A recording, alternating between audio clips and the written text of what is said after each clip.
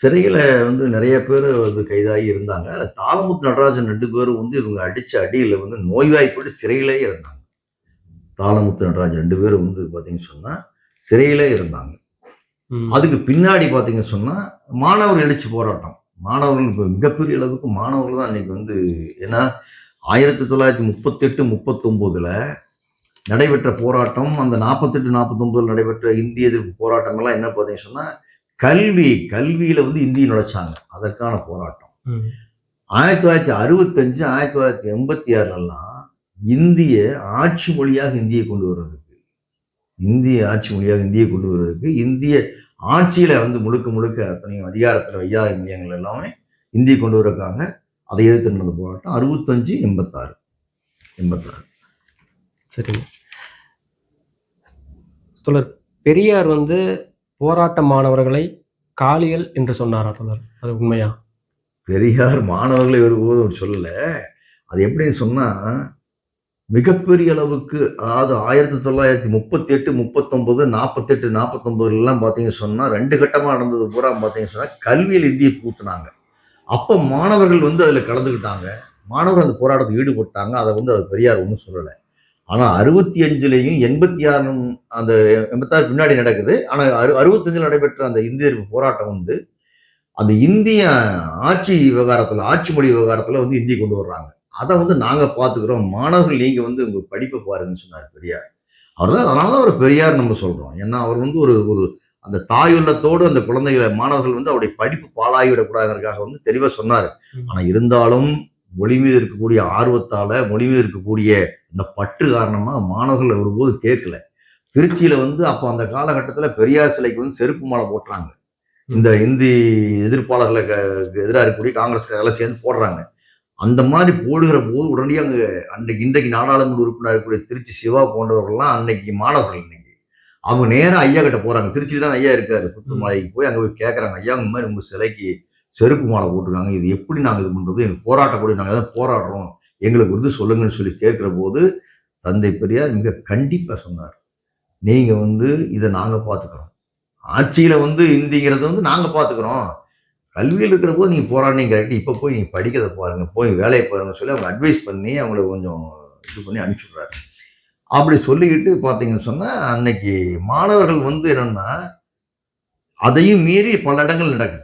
மாணவர்கள் வந்து பெரியார் சொல்லவே இல்ல. ஆனா மாணவர்கள் போர்வையில அன்றைய காங்கிரஸ்காரர்கள், ராஜாஜி அந்த அவங்க குரூப் எல்லாமே பக்தச்சோழ குரூப் இருக்கு. பக்தச்சோழருடைய ஆட்கள் எல்லாமே ரவுடிகள், காளிகள் எல்லாம் என்ன பண்றாங்க, மாணவர்கள் போர்வையில வந்து வேணும்னே வந்து பொது சொத்துக்களை சேதாரம் பண்றது, தீ ம். வைப்பது, மற்ற கலவரங்களை பண்ணுவது. ஏன்னா இந்த நோக்கத்தை இந்த இந்தி மொழி எதிர்ப்பு வீரர்களுடைய நோக்கத்தை புறந்தள்ளணும்.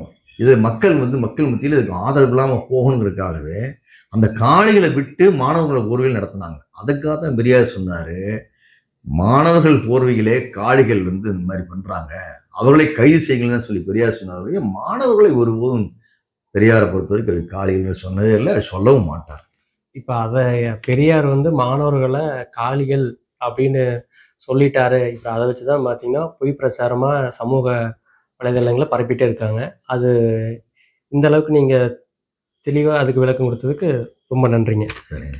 ஆ தோழர், நீங்க சொன்ன மாரி 1938லிருந்து இப்ப இருக்கிற 2026 வரைக்கும் இந்த இந்திங்கிறது ஆட்சி மாறுனாலும், அந்த இந்தி திணிப்புங்கிறது மறுபடியும் இங்க ஏன் அவங்க வந்து வந்துட்டே இருக்கு. இத பண்ணிக்கிட்டே இருக்காங்க?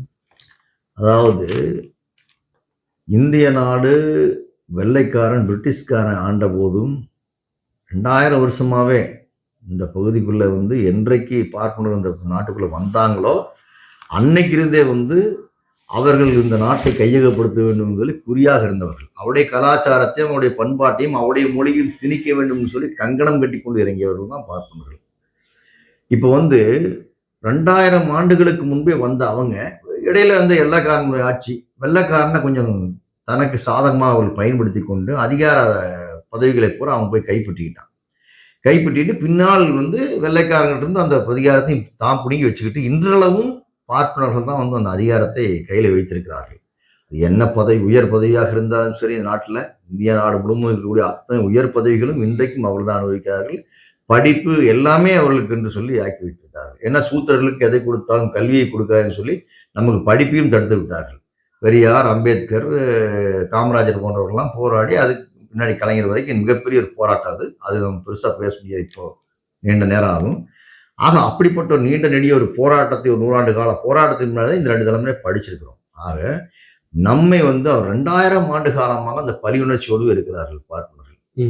அப்ப அவர்கள் அவருடைய கலாச்சாரத்தையும் அவருடைய மொழியும் நம் மீது திணிப்பது தான் அவங்களுடைய குறிக்கோளாக அன்றைக்கு இருந்து இன்றைக்கு வரைக்கும் இருக்கிறது. என்னன்னா அவருடைய மொழி என்பது சமஸ்கிருதம். சமஸ்கிருதம் என்பது இப்போது வழக்கொழிந்து போய்விட்டது. வழக்கொழிந்த மொழியை நம்ம இப்போ போய் பேச சொல்ல முடியாது. ஏன்னா யாருமே சமஸ்கிருதத்தில் யாரும் பேசிக்கிறது இல்லை. நம்ம யாருமே பேசிக்கிறது இல்லை. பேசுவது மிக குறைவு, சொற்பமானவர் தான். ஆகவே அதற்கு மறு உருவமாக இருக்கக்கூடிய இந்தியை முதலில் நாம் இங்கே ஏற்க வைக்க வேண்டும்.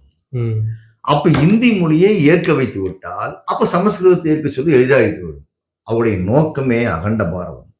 ஆர்எஸ்எஸ் அடிப்படை நோக்கமே அகண்ட பாரதம். ஆர்எஸ்எஸ் என்பது 1925 உருவானது. ஆனால் இதற்கு ஒரு நெடிய வரலாறு உண்டு. அவர் 2000 வருஷம் பார்ப்பனர்கள். ஆர்எஸ்எஸ்னா வேற யாரும் இல்லை, பார்ப்பனர்கள். அதுவும் ஆர்எஸ்எஸ் என்பது சிற்பவன் பார்ப்பனர்கள் தான் அதுக்கு பொறுப்பில் எடுக்க முடியும். அந்த மாதிரி பார்ப்பனருடைய மதம் தான் அவர் உருவாக்கி அந்த கட்டமைத்தது இந்து மதம். பார்ப்பனால் உருவாக்கப்பட்டது தான் அந்த ஆர்எஸ்எஸ். இன்றைக்கும் அவருடைய நலனுக்காக பாடுபட்டு கொள்வது தான் ஆர்எஸ்எஸ். அவருடைய அஜெண்டா என்னன்னு சொன்னா, அவருடைய மொழி என்பது சமஸ்கிருதம். சமஸ்கிருதம் என்பது அவன் சொல்றான் தேவ பாஷைங்கிறான், தெய்வ பாஷைங்கிறான். அவன் தமிழை நீச மொழிங்கிறான். இன்றைக்கு நீங்க சங்கராச்சாரி போய் சொல்லுங்க, திருக்குறள் சொல்லவே மாட்டாரே. தீக்குறள் பாரு சங்கராச்சாரி. தமிழை நீச மொழி என்று சொல்லுகிறார் இன்றைக்கும் மனசாஸ்திரத்துல. அதனாலதான் கற்ப கிரகத்துக்குள்ளே அங்க ஒழிக்கக்கூடிய அந்த கடவுளுக்கு அர்ச்சனை பண்ணக்கூடிய அந்த பாட்டு பூரா சமஸ்கிருதத்துல இருக்கு. தமிழ் உள்ள போக முடியல. தமிழ் நீச மொழிங்கிறான். ஆக அப்படி அவருடைய மொழியான சமஸ்கிருதத்தை தூக்கி பிடிக்கிறதுக்காக அதுக்கு மறுவடிவமா இருக்கக்கூடிய இந்தியை கொண்டு வந்து திணிக்கணும்னு நினைக்கிறேன். முதல் கட்டமா இந்தியா முழுமைக்கு திணிச்சணுங்கிறது தான் அவருடைய நோக்கம். இப்ப இன்றைக்கு அவர்கள் பரப்புகிற போது, திணித்த போது அதுக்கு எதிர்ப்பு காட்டாத இன்னைக்கு பீகாரி முடிஞ்சு போச்சு. பீகாரி மொழி முடிஞ்சது. ராஜஸ்தான் ராஜதானி முடிஞ்சு போச்சு. ஒரிசா அது அங்கேயும் முடிஞ்சு போச்சு. இன்றைக்கு மகாராஷ்டிரா இருக்கக்கூடிய அரசியல் அமைப்புகள் சார்ந்த அத்தனை பேர் இன்னைக்கு சொல்றாங்களே, பரவாயில்ல தமிழ்நாட்டுக்காரர் விழிப்பா இருந்துட்டாங்க, நாங்க விழிப்பில்லாம போய் இன்னைக்கு எங்களுடைய மொழி அழிந்து கொண்டு இருக்கிறது, அழிஞ்சு போச்சுன்னு சொல்லி கர்நாடகா இன்னைக்கு புலம்புறாங்களே. ஆக இந்த அளவுக்கு அன்றைக்கு பெரியார் அன்னைக்கே தொலைநோக்கு சிந்தனையோட தான் பெரியார் தொலைநோக்கு பார்வையாளர், தொலைநோக்கு சிந்தனையாளர்னு சொல்லி சொல்றோம். அன்றைக்கே அவர் 1922 ஆரம்பிக்கிறார். 26 கடுமையா இந்தி மொழியுடைய திணிப்பு எதிர்க்கிறார். ஆக இப்படி இவர்கள் தொடர்ந்து நாம் எதிர்ப்பு தெரிவித்தாலும் பின்வாங்கி கொண்டு மீண்டும் வாய்ப்பு கிடைக்கிற இடத்துல திணிக்கிறாங்க. என்ன காரணம்னா இவன் நோக்கம் அகண்ட பாரதம், இந்து ராஷ்டிரம், இந்த நாட்டை இந்து ராஷ்டிரமாக அறிவிக்க வேண்டும். அப்படி அறிவிக்கிற போது இது இந்து நாடு, எங்களுக்கான மொழி சமஸ்கிருதம் கொண்டு வருவதற்காகத்தான் பார்ப்பனுடைய திட்டம். அதைத்தான் இன்றைக்கு பல வடிவங்களிலே இன்றைக்கு அது காங்கிரஸ்ல அன்னைக்கு ஏன் அவ்வளவு பண்ணாங்கன்னா, காங்கிரஸ்ல பெரும்பான்மையானவர்கள் பார்ப்பனர் தான். அன்னைக்கு இன்னைக்கு காங்கிரஸ் அழிஞ்சதுக்கு இன்னைக்கு வெளியேறிய பார்ப்பனர் பூரா பாத்தீங்கன்னு சொன்னா இன்னைக்கு பிஜேபிக்கு போயிட்டான். எல்லாருமே அங்க போயிட்டாங்க. என்னன்னா அவருடைய நோக்கம் என்பது, அவங்க அஜெண்டா என்பது கன்னியாகுமரியிலிருந்து காஷ்மீர் வரைக்கும் எல்லா பார்ப்பனர்களுக்கும் ஒரே மாதிரியான சிந்தனை தான் இருக்கு. ஆனா அவர்களுடைய நோக்கம் என்னன்னா அகண்ட பாரதம், இந்து ராஷ்டிரம், அதுல சமஸ்கிருதம் என்கிற மொழி, அவர்களுடைய மொழி இந்த நாடு முழுமைக்கு மக்கள் ஏற்றுக்கொள்ள வேண்டும். ஏன்னா அப்படி ஏற்றுக்கொண்டால்தான் இப்ப நமக்கு அடிப்படையில் இந்தி என்பது அவ்வளவு சீக்கிரம் ஏற்றுக்க முடியாது. ஏற்றுக்க முடியாதுன்னா இந்தி என்பது நம்ம அவ்வளவு ஆங்கிலம் கத்துக்கிறதுக்கே நம்ம 200 ஆண்டு காலம் வெள்ளைக்காரன் கூட போராடித்தான் கத்துக்கிட்டு முடிஞ்சது. இந்தி என்பதை கத்துக்க எவ்வளவு ஆண்டு காலம் ஆகும். அப்படியே கற்றுட்டால் கூட அவள் சிறப்பாக கற்றுக்கொள்ள முடியாது, ஏற்றுக்க முடியாது, படிக்க முடியாது. அந்த இந்தியை படித்தாலும் அவனுக்கு நாம் அடிமையா இருக்கணும். அதுதான் பெரியார் சொன்னாரு, நீ வடநாட்டுக்காரனுக்கு நாம் வாழ்நாள் பூரா அடிமையா இருக்க முடியாது, எங்களுடைய நாடு எங்களுடைய கலாச்சாரம் வேறு, உன்னுடைய நாடு உன்னுடைய கலாச்சாரம் வேறு அன்னைக்கே சொன்னார். ஆக இன்றைக்கு இந்திய திணிப்பதனுடைய நோக்கமே என்னன்னா அதுதான். நம்மை இந்தியா முழுமைக்கு இருக்கக்கூடிய இந்தி பேசாத மாநில மக்களை பூரா அவர்களுக்கு அடிமையாக வைத்திருக்க வேண்டும். இந்தியா என்பதை ஒரு குடையின் கீழ் கொண்டு வர வேண்டும் என்றதுதான் இந்த மொழி திணிப்பு. இந்தி மொழியை கொண்டு வந்து திணிக்கிறாங்க. அது இன்றைக்கு பாத்தீங்க சொன்னா, அன்றைக்கு எப்படி எல்லா வகையிலும் இந்தி படிச்சாதான் ஒரு காலத்துல சமஸ்கிருதம் படிச்சா தான் மருத்துவர் ஆக முடியுங்கிற நிலை இருந்தது. எம்பிபிஎஸ் படிக்கிறதுக்கும் சமஸ்கிருதத்துக்கு என்ன சம்மந்தம் இருக்கு? ஆனா சமஸ்கிருதம் தெரிஞ்சாதான் எம்பிபிஎஸ் படிக்கிறதுக்கு உனக்கு தகுதி அப்படின்னு சொன்னான்.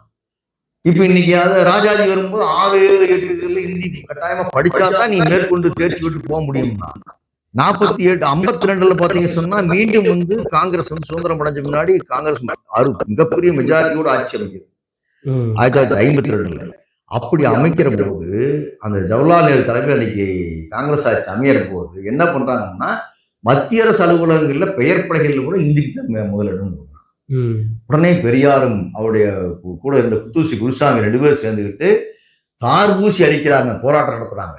இந்தி எழுத்தை தார்பூசி அளிக்கும் போராட்டம் மத்திய அரசு அலுவலகங்கள்ல பெரியார் நடத்தினார். பெரியார் தான் துவங்கி வச்சார். அதற்கு அடுத்தபடியா அப்பயும் விடல, அதை உடனே இது பண்ணாங்க. உடனே என்ன பண்றாங்க, அடுத்த கட்டமா தேர்ச்சி மொழியை இந்தி கொண்டு வந்தாங்க. காங்கிரஸ் அரசு 52 தேர்ச்சி மொழியை இந்தி கொண்டு வருது. உடனே பார்த்தார் பெரியார், திராவிட கழகத்தின் நிர்வாக குழு கூட்டத்தை கூட்டி அதில் அறிவிக்கிறாங்க. பெரியார் அறிவிக்கிறாரு, இந்த இது தேர்ச்சி மொழி இந்தி என்பதை நீங்கள் பின்வாங்காமல் வாபஸ் பெறாவிட்டால், திரும்ப பெறாவிட்டால் தேசிய குடியேற்பு போராட்டம் நடத்தும்னு சொல்லி தீர்மானம் போட்டார். உடனடியாக ஜவஹர்லால் நேருக்கு பயங்கர கோபம் வந்துருச்சு. என்னடா இந்த மாதிரி பண்றேன்னு காமராஜர் கூப்பிட்டு கேட்கிறாரு, என்ன ஏன் உங்க பெரியார் இப்படி பண்றாரு தமிழ்நாட்டுன்னு சொல்லி ரொம்ப கோபமா கேட்கிற போது அப்போ அவர் சொல்லியிருக்காரு, இது பெரியார் நீங்க சாதாரண நினைக்க வேண்டாம், தமிழ்நாட்டில் கொழுந்து விட்டு எரியுது அவர் பட்ட வைத்த தீ, அதனால அவளை சீக்கிரம் அடக்க முடியாது. 2வது பெரியார் அவர்கள் நீங்க உங்களை விட உங்க அப்பா மோதிலால் நேரு அவருக்கு தெளிவா தெரியும். அவருக்கு ஏன்னா தமிழ்நாட்டில் காங்கிரஸ் கால் ஊண்டுவதற்கு அடிப்படை காரணமே அதுக்கு விதை போட்டவரே பெரியார் தான். ஆகவே நீங்க அவருக்கு சொல்றாரா அதுல 1000 அர்த்தம் இருக்கு, நியாயம் இருக்கும், அதுக்கு இந்த திட்டத்தை நம்ம வாபஸ் பண்ணணும்னு சொல்லி அவர் அறிவுறுத்தினது பேர்ல அது திரும்ப பெற்றாங்க. இப்படி ஒவ்வொரு காலகட்டமா 38, 39, 48, 49, 52, 65, 86 இன்றைக்கும் துடிக்கிறது. புதிய கல்வி வந்து விட்டது. புதிய கல்விக்குழு வந்துருச்சு. மோடி அரசு கொண்டு வந்திருக்கு. மும்மொழி திட்டத்தை கொண்டு வந்திருக்கிறான். மும்மொழி திட்டத்தை ஏற்காதனால தமிழ்நாட்டுக்கான கல்வி தொகையும் கொடுக்க மாட்டேங்கிறேன். கல்வி கொடுக்க வேண்டிய மத்திய அரசு கொடுக்க வேண்டிய தொகையை கொடுக்க மறுக்குது. அப்ப எப்படியாவது எப்பாடுபட்டாவது தமிழர்கள் மீது இந்த இதை சொல்லணும். ஆனால் 1967 திமுக ஆட்சிக்கு வந்தோம்னா பேரறிஞர் அண்ணா அவர்கள் செய்த மகத்தான ஒரு காரியம் என்னன்னு சொன்னா, இருமொழி கொள்கை தான் தமிழ்நாட்டுக்கு சட்டமே பண்ணிவிட்டார். அவர் அப்படி செய்ததனுடைய விளைவுதான் இன்றைக்கு மற்ற மாநிலங்கள்லாம், இந்தி பேசாத மாநிலங்கள்லாம் நம்ம தூக்கி வச்சு கொண்டாடுறாங்க. இருமொழி கொள்கைன்னு சொல்லி கொண்டு இவர்கள் ஆங்கிலத்தையும் தமிழையும் படிக்க வச்சாங்க, தாய்மொழியையும் ஆங்கிலத்தையும் படிக்க வச்சாங்க. ஏன்னா ஆங்கிலம் என்பது உலக பொதுமொழி. ஆங்கிலம் என்பது உலக பொதுமொழி. அதை இன்னைக்கு படிச்சதுனாலதான் இன்றைக்கு தமிழர்கள் உலகம் பூரா இருக்கிறான். பெரிய பெரிய அறிவியல் விஞ்ஞானிகளாக இருக்கிறார்கள், மருத்துவர்களாக இருக்கிறார்கள், பொறியியல் வல்லுநர்களாக இருக்கிறார்கள். இன்றைக்கு அமெரிக்காவில், ஆஸ்திரேலியாவில், ஜப்பான்ல, ஐரோப்பாவில் எல்லா நாடுகளுக்கும் போயிட்டாங்க இன்னைக்கு தமிழர்கள். இவ்வளவு பெரிய வளர்ச்சி. இன்றைக்கும் இந்தியாவிலேயே ஜிடிபி தமிழ்நாடு முதல்ல வந்துருச்சு. கல்வியில, மருத்துவத்தில இன்றைக்கு இந்தியாவிலேயே முதல் மாநிலமாக தமிழ்நாடு. இன்றைக்கு தொட்ட துறைகள் அனைத்து துறைகளிலையும் தமிழ்நாடு முதல்ல இருக்கு சொன்னா அதுக்கு அடிப்படை நம்முடைய மொழி வளம். ஆங்கிலத்தை கற்றுதுன்னா பெரியார் சொன்னார், ஆங்கிலம் என்பது அறிவியல் மொழி, அதை எல்லாரும் கற்றுக்கொள்ளுங்கள், அதுதான் முக்கியம். ஆங்கிலத்தை படிச்சு உலகம் பூரா போலாம். இந்தி படிச்சா நீ எவ்வளவு குறைஞ்சபட்சம் இந்தியாவுக்குள்ள சுத்த முடியும். அதுவும் வடநாட்டுக்காரன் போல இன்னைக்கு என்ன பண்றான், இங்க பானிபூரி விற்க வர்றான், இங்க பல வேலை, இன்னைக்கு எல்லா வேலைக்கும் வந்துட்டான். அப்ப இந்தியை தாய்மொழியாக கொண்ட நிலைமை அப்படி இருக்கு. நீ என்ன இந்தி படிக்க சொல்றியே, நாங்க போய் என்ன வேலை செய்ய முடியும்? இப்ப இங்க ஒண்ணும் இல்லை, நம்ம பகுதியில குன்னத்தூர், திருச்செங்கோடு, இங்க இந்த சுற்றுவட்டாரங்கள்லாம் பாத்தீங்கன்னு சொன்னா ஆழ்குழாய் கிணறு வைக்கிறதுக்கு வடநாட்டுக்கு போறாங்க. எல்லாருமே வட மாநிலங்களுக்கு போய் ரிக் வண்டி எல்லாம் ஓடுதுங்க. ரிக் வண்டிக்கு இங்க கூட நம்ம தமிழ் இளைஞர்கள் தான் போறாங்க. அவன் 4 மாசம் 5 மாசம் அங்க போய் வேலை பாட்டு வரான், வந்தோடனே இந்தியா அழகா பேசுறான். அப்படி தேவை இருப்பின் யார் வேணாலும் கத்துக்கலாம், எந்த மொழியை வேணுமாலும் கற்றுக்கலாம். நாட் ஒன்லி ஹிந்தி மட்டுமல்ல, எந்த ஜெர்மன் மொழி வேணாலும் கத்துக்கலாம், ஈரான்ல போய் அந்த மொழி வேணாலும் கத்துக்கலாம், உருது எந்த மொழியாக இருந்தாலும் கற்றுக்கொள்ளலாமா. தேவை ஏற்பட்டால் யார் வேணாலும் கத்துக்குவாங்க. ஆனால் பலவந்தமாக கொண்டு வந்து எங்கள் மீது திணிக்காது என்பதுதான் 1938 இருந்து 2026 வரையிலான நம்முடைய கோரிக்கை. அதுதான். அது மட்டுமல்ல, ஆங்கிலம் என்பதை மொழியாகவும் பொதுமொழியா இந்தியாவுடைய ஒரு ஆட்சி மொழியாக வச்சுக்கிட்டு அதற்கூட அந்தந்த மாநிலங்களிலே அந்தந்த மாநில மொழியை ஆட்சி மொழியாக ஆக்குங்கள் என்பது நம்முடைய கோரிக்கை. அப்படி மட்டும் செஞ்சுட்டா ஐஏஎஸ், ஐபிஎஸ் போன்ற மத்திய அரசு மட்டுமல்ல, மத்திய அரசு அலுவலகத்தில் இருக்கக்கூடிய அத்தனை அந்த வேலைகள் அத்தனையும் நம்ம தோளால் வர முடியும். ம். ஏன்னா நம்ம தாய்மொழியிலே படிக்கும்போது இளைஞர்கள் மிகப்பெரிய அளவு ஒரு சாதனை ஏற்றுவார்கள். இன்னைக்கு இவ்வளவு தூரம் இருந்தே நம்ம மிகப்பெரிய அளவு சாதிக்கிறார்கள். அகில இந்திய அளவில் தமிழ்நாட்டு மாணவர்கள் இன்னைக்கு மிகப்பெரிய மகத்தான சாதனையை இங்கே செய்து கொண்டிருக்கிறார்கள். ஆகவே நம்முடைய தாய்மொழியாக இருக்கக்கூடிய தமிழும் ஆங்கிலம் இந்த ரெண்டும் இருந்து சொன்னா இங்கே தமிழ் ஆட்சி மொழியாக இருக்குமே ஆனால் இன்னும் நம்முடைய தமிழ்நாட்டுடைய வளர்ச்சி என்பது ரொம்ப அசுர வேகத்தில் வளரும். ஆகவே அதற்காகத்தான் நம்ம கேட்கிறோம், மத்திய அரசிடம் இன்றைக்கும் கோரிக்கை வைக்கிறோம். புதிய கல்விக் கொள்கையோ அல்லது நவோதயா பள்ளிகள் மூலமா இன்னும் பல பேர் நவோதயா பள்ளிகளில் பூரா திமுக நடத்துறாங்க, அதிமுக தான் நடத்துறாங்க. இவங்க பார்த்தா திராவிட கட்சிகள் பூரா இவ்வளவு தூரம் இந்திய எதிர்ப்பு பேசுறாங்க, இந்திய வேண்டான்னு சொல்றாங்க. ஆனா இவங்க பள்ளிகளில் பூரா இந்தி சொல்லி கொடுக்குறாங்களே சொல்லி ஒரு அறிவுக்கு புறமான கேள்வி வைக்கிறார்கள். அவங்க என்ன நடத்துறாங்கன்னா, நடத்துறது உண்மை. திமுக காரன் அதிமுக எந்த யாரும் வேணாலும் பணம் இல்லாம பள்ளிக்கூடம் வைக்கிறான். அவன் மாநில தமிழ்நாட்டு பாடத்திட்டத்தை வச்சிருக்கக்கூடிய பள்ளிகள்ல தமிழ்நாட்டு பாடத்திட்டம் இருக்கு. மத்திய சிபிஎஸ்இ ஸ்கூல்ங்கிறது நவோதயா பள்ளிகள் என்பது அது மத்திய அரசினுடைய பாடத்திட்டத்தை மையமாக கொண்டு நடத்தப்படக்கூடிய பள்ளி. அதனுடைய அங்கீகாரம் மத்திய அரசு கொடுக்குது. அப்ப அவனுடைய பாடத்தை தான் நடத்தணும். ஆனால் அதுக்கு சம்மந்தம் இல்லை. அதை சொல்லுவது தவறு. ஆனா இங்க இன்னைக்கு பார்த்தீங்கன்னா இன்னைக்கு தமிழ்நாடு முழுமைக்கும் இன்றைக்கு நமக்கு அப்படிப்பட்ட ஒரு நிலை வந்தால் நாம் வைக்கக்கூடிய கோரிக்கை என்னவென்றால் முழுமைக்கும் ஆட்சி மொழியாக தமிழை செய்யுங்கள். அப்படி செய்தால் இன்னமும் தமிழ்நாடு வளம் பெறும். எந்த மொழியையும் விரும்பி ஏற்றுக்கொள்வது தவறில்லை. ஆனால் கட்டாயம் என்று சொல்லி திணிக்கிற போது தான் நாம் அதை எதிர்க்கிறோம். அதுவே நம்முடைய நிலைப்பாடு. சரிங்க தோழர். உங்களுடைய அரிய தகவலுக்கு ரொம்ப ரொம்ப ரொம்ப நன்றி தோழர். இப்போ இன்றைய காலகட்டத்தில் இளைஞர்கள் பார்த்தீங்கன்னா இந்த இப்போ அந்த பராசக்தி படம் பார்த்தீங்கன்னா அந்த ஒரு பர்டிகுலர் பார்ட்டு மட்டும்தான் பேசுச்சு 1959 65 வரைக்கும். இப்போ நீங்கள் சொன்னங்காட்டி தான் இப்போ எங்களை மாதிரி இளைஞர்களுக்கு தெரிஞ்சிருக்குது. 1930க்கு மேலே கூட இந்தி திணிப்பு போராட்டங்கிறது இவ்வளவு. நான் சொல்லும்போது ஒன்று சொல்லாம விட்டுட்டேன். கீழப்புலம்பூர் சின்னசாமி என்பவர் அது இந்த பராசக்தி படத்தில் கூட அந்த இதை வேறு மாதிரி காட்டியிருக்காங்க. அதை சரிங்க. அவர் தான் பக்தவச்சலம் அன்றைக்கு முதலமைச்சராக இருக்கிற போது அவரை வழியில பார்த்து கேட்கிறாரு, ஐயா நீங்க தமிழை தானே இந்தி மொழி இப்படி திணிக்கிறாங்களே நீ இப்போ சொல்லக்கூடாதுன்னு சொல்லுகிற போது இந்த பைத்தியக்காரனை பிடிச்சி கைது பண்ணி ஜெயில போடுங்கன்னு சொல்லிட்டு போயிடறாரு. அவர் பாட்டுக்கு அவர் போயிடறாரு, உதாசீனப்படுத்திட்டு போயிடறாரு. உடனே சிறைக்கு போயிடறாரு. கீழப்புலம்பூர் சின்னசாமி போயிட்டு சிறையிலிருந்து வெளியில வந்த உடனே தன்னை ஒரு புகைப்படம் எடுத்து ஒரு கடிதம் வீட்டுக்கெல்லாம் எழுதி எல்லாம் அஞ்சல் மூலமா அனுப்பிச்சு வச்சுட்டு திருச்சி புகைவண்டி நிலையத்தில் போய் இதை ஊற்றி பற்ற வச்சுக்கிறார். தீக்குளித்தார். உலகத்திலேயே மொழிக்காக தன்னுடைய தாய்மொழிக்காக உயிரை தீக்குளித்த ஒரே இது கீழப்புலம்பூர் சின்னசாமி தான்.